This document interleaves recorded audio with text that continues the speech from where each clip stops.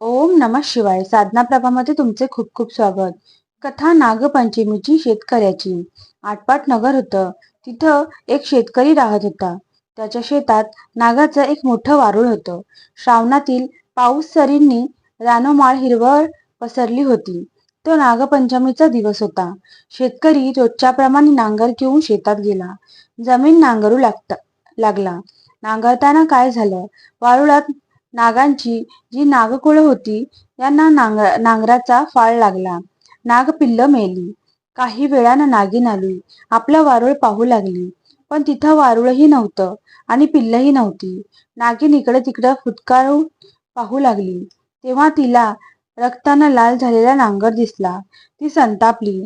याच्या नांगरामुळेच माझी कुळ नष्ट झालं. पिल्लं मेली. या शेतकऱ्याचा निर्वंश करावा असं तिच्या मनी आलं. तिनं मनात रोष ठेवला.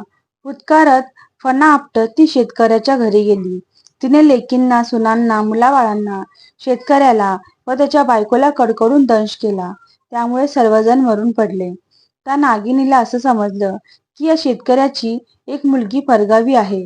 निर्वंश करायचा आहे तर तिला जिवंत कशाला ठेवायची? तिलाही दंश करायचा. म्हणून नागिन फणा आपटत सळसळत निघाली. ज्या गावी ती मुलगी होती त्या ठिकाणी आली.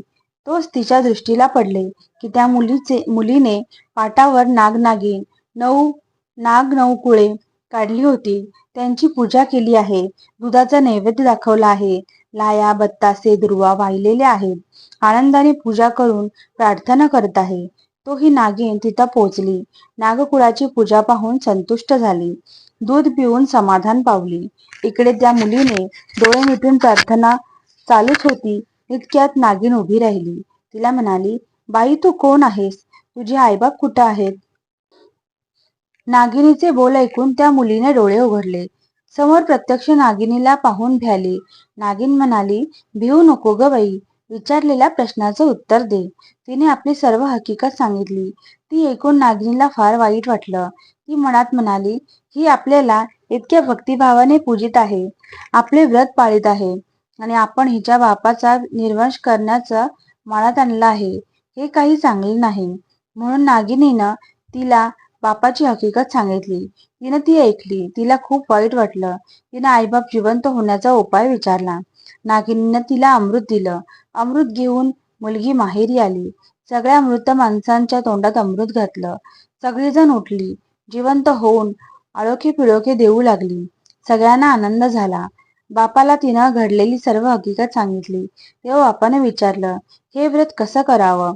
मुलीने व्रताचा सगळा विधी समजावून सांगितला व शेवटी म्हणाली, काही पाळणूक जमलीच नाही तर निदान नागपंचमीच्या दिवशी जमीन खणू नये, नांगरट करू नये, भाज्या कडबा चिरू नये, तव्यावर शिजवू नये, तळणाचे खाऊ नये, नागोबाला नमस्कार करावा. तेव्हापासून शेतकरी नागपंचमीची पूजा पत्नीसह करू लागला व नागपंचमी पाळू लागला. ही साठा उत्तराची कहाणी. पाचा उत्तरी सुफळ संपूर्ण. ओम नमः शिवाय. परमहंस सद्गुरू स्वामी मकरंदनाथाय नमः.